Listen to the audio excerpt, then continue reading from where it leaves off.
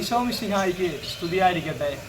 അപ്പോസ്തല പ്രവർത്തനം 12-ാം അധ്യായം 11-ാം വാക്യം വായിക്കുമ്പോൾ നമ്മളവിടെ കാണുക ഇങ്ങനെയാണ്: പത്രോസിനെ കാരാഗ്രഹത്തിൽ നിന്ന് ദൂതനെ അയച്ച് ദൈവം മോചിപ്പിച്ചതാണ് വചനഭാഗം.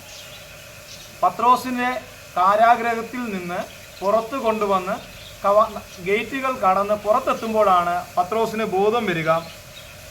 കർത്താവ് തൻ്റെ ദൂതനെ അയച്ച് ഹേറോദസിൻ്റെ വാളിൽ നിന്നും യഹൂദരുടെ വ്യാമോഹങ്ങളിൽ നിന്നും രക്ഷിച്ചുവെന്ന് വചനം പറയുന്നു.